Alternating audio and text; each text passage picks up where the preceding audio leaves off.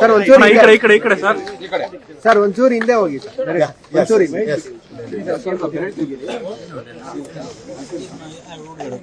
ಒಂದು ಕಾಪಿ ನಾನು ನಿಮಗೆ ಕೊಟ್ಟಿದ್ದೀನಿ. ಸೇಮ್ ಕಾಪಿ ಇದೊಂದು ಇದು ಅಕ್ನಾಲಜ್ಮೆಂಟ್ ಇದೆ ಅಷ್ಟೇ. ಒಂದೇ ನಿಮಿಷ ಕೇಬಲ್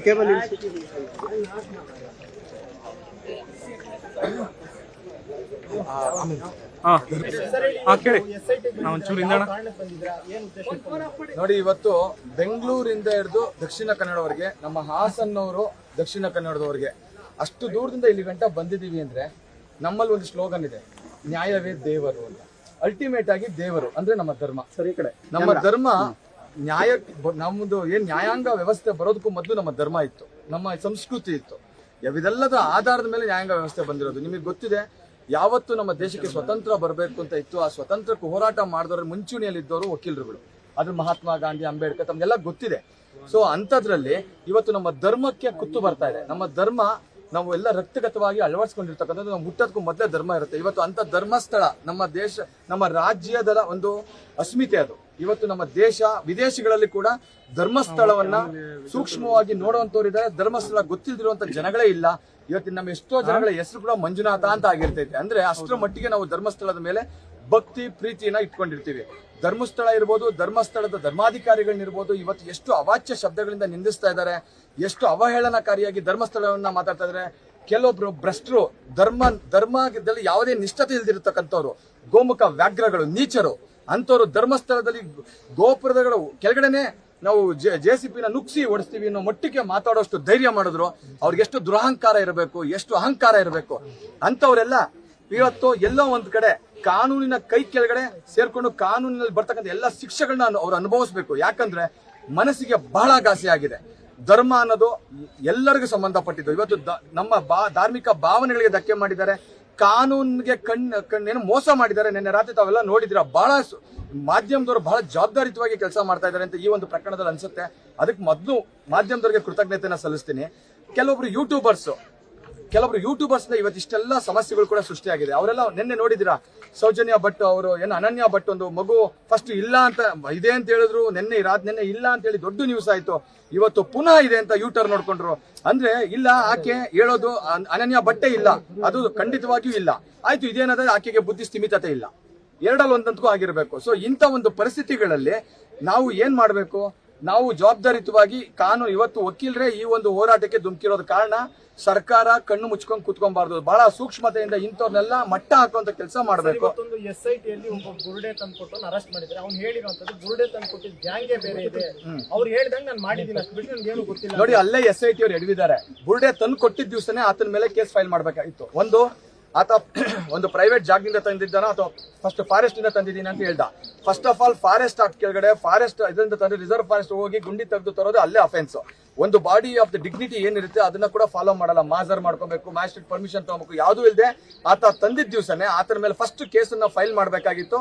ಆತನ ಅಲ್ಲಿಂದನೇ ಇನ್ವೆಸ್ಟಿಗೇಷನ್ ಮಾಡ್ಬೇಕಾಯ್ತು. ಆದ್ರೆ ಅವ್ರು ಮಾಡಿದ್ದೇನು, ಏಕಾಕಿ ಬ್ಲೈಂಡ್ ಆಗಿ ಒಂದು FIR ಹಾಕೋತಾರೆ. ಆತನ ಒಂದು ವಿಟ್ನೆಸ್ ತರ ಟ್ರೀಟ್ ಮಾಡ್ತಾರೆ. ಬೆಳಿಗ್ಗೆ ಎಲ್ಲ ಆತನ ಕೂರ್ಸ್ಕೊಂಡು ಗುಂಡಿ ತೆಗಿತಾರೆ, ರಾತ್ರಿ ಎಲ್ಲ ಅವ್ನಿಗೆ ಪಾರ್ಟಿ ಮಾಡಕ್ ಬಿಡ್ತಾರೆ.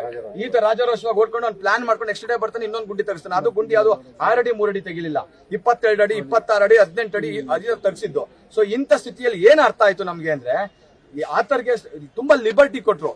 ಇವತ್ತು ಎಷ್ಟು ಲಿಬರ್ಟಿ ಕೊಟ್ರಿ, ಅದರಿಂದ ಆಗಿರ್ತಕ್ಕಂಥ ನಷ್ಟ ಏನು, ಜನಗಳಲ್ಲಿ ಆಗಿರ್ತಕ್ಕಂಥ ಭಾವನೆಗಳಿಗೆ ಧಕ್ಕೆ ಎಷ್ಟಾಗಿದೆ, ನಂಬಿಕೆಗೆ ಎಷ್ಟು ಮೋಸ ಆಗಿದೆ.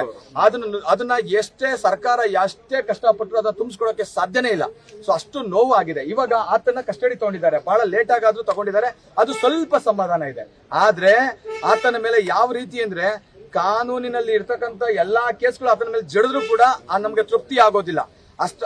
ಯಾಕಂದ್ರೆ ಆತ ಹೇಳಿರ್ತಕ್ಕಂಥದ್ದು, ಆತ ಮಾಡಿರ್ತಕ್ಕಂಥದ್ದು ಸಣ್ಣ ಪುಟ್ಟ ಅಪರಾಧ ಅಲ್ಲ. ಕಾನೂನಡಿಯಲ್ಲಿ ಗುಂಪುಗಳ ಮಧ್ಯೆ ಘರ್ಷಣೆ ಆಗಿದೆ, ಧಾರ್ಮಿಕ ಭಾವನೆಗಳಿಗೆ ಧಕ್ಕೆ ತಂದಿದೆ, ಮೋಸ ಮಾಡಿದರೆ, ಕಾನೂನಿನ ದುರುಪಯೋಗ ಆಗಿದೆ.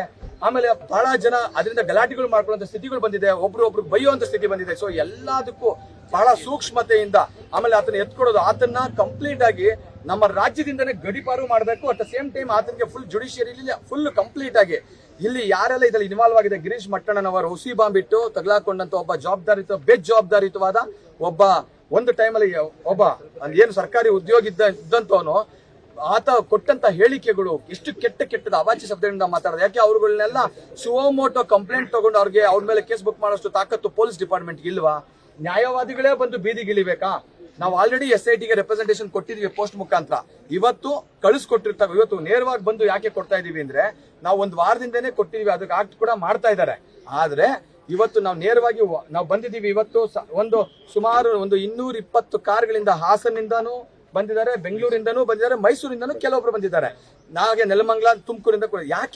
ಯಾಕೋಸ್ಕರ ನಾವು ಎಷ್ಟು ದೂರದಿಂದ ಬಂದಿರೋದು ಅಂದ್ರೆ ಖಂಡಿತವಾಗಿ ನಾವು ಸೀರಿಯಸ್ ಆಗಿ ಆಲ್ರೆಡಿ ನೀವು ಕಳ್ಸಿರೋ ಒಂದು ಇದು ಏನ್ ರೆಪ್ರೆಸೆಂಟೇಷನ್ ಮೊದಲೇ ಕಳ್ಸಿರೋ ಅದೆಲ್ಲ ತಲುಪಿದೆ. ನಾವು ಅದ್ರ ಮೇಲೂ ಆಕ್ಷನ್ ತಗೊಳ್ತಾ ಇದೀವಿ. ಇವಾಗ ಕೊಟ್ಟಿರೋದ್ರಿಂದ ಖುದ್ದಾಗಿ ಖಂಡಿತ ಸೀರಿಯಸ್ ಆಗಿ ತಗೊಳ್ತೀವಿ. ಈಗ ಆಲ್ರೆಡಿ ನಾವು ಸೀರಿಯಸ್ ಆಗಿ ಮಾಡ್ತಾ ಇದೀವಿ. ಖಂಡಿತವಾಗಿ ನೀವೇ ಬಂದಿರೋದು ಇನ್ನೂ ಸೀರಿಯಸ್ ಆಗಿ ತಗೊಳ್ತೀವಿ, ನಾವು ಆಕ್ಟ್ ಮಾಡ್ತೀವಿ ಅಂತ ಹೇಳಿದ್ದಾರೆ. ನಮ್ಗೆ SIT ಹತ್ರ ನಮ್ದು ಅಷ್ಟೇ ಎಲ್ಲ ಮನವಿ, ನಮ್ದು ಸರ್ಕಾರದ ಹತ್ರ ಕೂಡ ಮನವಿ ಇದೆ. ನೀವು ಹಿಂಗೆ ಒಬ್ರು ಅರ್ಧ ಜನ ಇದ್ರಲ್ಲಿ ಒಂದು ಕಾನ್ಸ್ಪಿರಸಿ ಇದೆ ಅಂತ ಒಂದು ಅರ್ಧ ಜನ ಹೇಳೋದು, ಇನ್ನರ್ಧ ಜನ ಸೈಲೆಂಟ್ ಆಗಿರೋದು, ಇನ್ನೊಂದು ಅಪೋಸಿಷನ್ ಅಲ್ಲಿ ಕೂತ್ಕೊಂಡವರು ತಮ್ಮ ಎಲ್ಲೋ ಒಂದು ರಾಜಕೀಯಕ್ಕೋಸ್ಕರ ಇವತ್ತು ಅವರ ಒಂದು ಮೈಲೇಜ್ ತಗೊಳ್ಳೋದು, ಇದಲ್ಲ ತಮ್ಮ ಭಾವನೆಗಳು. ರಾಜಕೀಯ ಮಾಡಬೇಡಿ ಇದ್ರಲ್ಲಿ. ಇದು ನಮ್ಮ ಭಾವನೆ, ಇದು ನಮ್ಮ ಧರ್ಮ. ಇದ್ರಲ್ಲಿ ಅಕಸ್ಮಾತ್ ರಾಜಕೀಯ ಮಾಡಕ್ ಹೋದ್ರೆ ಸರ್ವನಾಶ. ಮಂಜುನಾಥ ಸ್ವಾಮಿ ವಿಚಾರದಲ್ಲಿ ಯಾರು ಏನೇ ಮಾಡಕ್ ಹೋದ್ರು ಖಂಡಿತ ನೀವು ನಾಶ ಆಗೋದು ಖಂಡಿತ ಸಿದ್ಧ. ಎಷ್ಟು 2 ವರ್ಷ ಅನುಭವಿಸಿದ ನೋವಿಗೆ ಆ ಅಣ್ಣಪ್ಪ ಮಂಜುನಾಥ ಇವತ್ತು ಎಲ್ಲೋ ಒಂದ್ ಕಡೆ ಒಂದು ಚೂರು ನ್ಯಾಯ ಕೊಡ್ತಾ ಇದ್ದಾನೆ ಅನ್ನೋ ಒಂದು ವಿಶ್ವಾಸ ಬರ್ತಾ ಇದೆ. ಸೊ ಹಂಗಾಗಿ ತಮ್ಮ ಮಾಧ್ಯಮದವರು ಕೂಡ ಬಹಳ ಸಹಕಾರ ಕೊಡ್ತಾ ಇದ್ದೀರಾ. ತಾವು ದಯವಿಟ್ಟು ಇನ್ನೂ ಹೆಚ್ಚಾಗಿ ಕೊಡಿ. ಎಲ್ಲೂ ಕೂಡ ಒಂದು ಮೈನ್ಯೂಟ್ ಆಗಿ ಕೂಡ ಪೊಲೀಸ್ನವರು ಮಲ್ಗೋಕು ಅಥವಾ ರಾಜಕಾರಣಿಗಳು ಮಲ್ಗೋಕು ಕೂಡ ತಾವು ಕೂಡ ಬಿಡಬೇಡಿ. ಭಾವನಾತ್ಮಕವಾಗಿ ಮೇ ಬಿ ಇಲ್ಲೂ ಎಷ್ಟೋ ಜನ ಮಂಜುನಾಥ್ ಇರ್ತಾರೆ. ಸೊ ಹಾಗಾಗಿ ಅಂದ್ರೆ ಮಂಜುನಾಥ ಅಂತ ತನ್ನ ತಂದೆ ತಾಯಿ ಯಾಕೆ ಹೆಸರಿಟ್ಟಿರ್ತಾರೆ ಅಂದ್ರೆ ಅಲ್ಲಿನ ಒಂದು ನಂಬಿಕೆ ಆಧಾರದ ಮೇಲೆನೆ. ಸೊ ಹಾಗಾಗಿ ನಮ್ಮ ತಾಳ್ಮೆನ ಇಲ್ಲಿ ಮಾಡ್ಬೇಕು. ಅಕಸ್ಮಾತ್ ಏನಾದ್ರೂ ಇದಕ್ಕೆ ಸರಿಯಾದ ರೀತಿಯಲ್ಲಿ ಅವರು ಕ್ರಮ ಕೈಗೊಂಡಿಲ್ಲ ಅಂತ ಪಕ್ಷದಲ್ಲಿ ಖಂಡಿತ ಹೇಳ್ತೀವಿ. ಇವತ್ತು ಬರೀ ನಾವೊಂದು 400-500 ಜನ ಅಡ್ವೊಕೇಟ್ಸ್ಗಳು ಬಂದಿದ್ದೀವಲ್ಲ, ಖಂಡಿತ ಸಾವಿರಾರು ಜನ ಬರ್ಬೇಕಾಗ್ತದೆ. ಬೆಂಗಳೂರು ರಾಜ್ಯದಾದ್ಯಂತ ಲಕ್ಷಾಂತರ ಜನ ವಕೀಲರಿದ್ದಾರೆ. ಅದ್ರಲ್ಲಿ ಒಂದಷ್ಟು ಜನ ಎಡಪಂಥೀಯರು, ಮತ್ತೊಬ್ರು ಅದರಲ್ಲಿ ನಂಬಿಕೆ ಇಲ್ದವರು ಇರ್ತಾರೆ. ಅಂತವ್ರು ಬೆರಳೆಣಿಕೆ ಎಷ್ಟು ಜನ, 1-2%. 98% ಜನ ನಂಬಿಕೆ ಇರೋರು ಇದ್ದಾರೆ. ಎಲ್ಲ ಬೀದಿಗಿಳಿದ್ರೆ ಏನಾಗತ್ತೆ ಅದನ್ನ ಸರ್ಕಾರದವರು, ಪೊಲೀಸ್ ಡಿಪಾರ್ಟ್ಮೆಂಟ್ ಕೂಡ ಇದನ್ನ ಮನಗಂಡ್ಬೇಕು. ಪರಿಗಣಿಸ್ಬಿಟ್ಟು ಅದಕ್ಕೆ ತಕ್ಕನಾಗಿ ತಾವು ಸೇವೆ ಮಾಡಬೇಕು ಅಂತ ಕೇಳ್ಕೊತೀನಿ.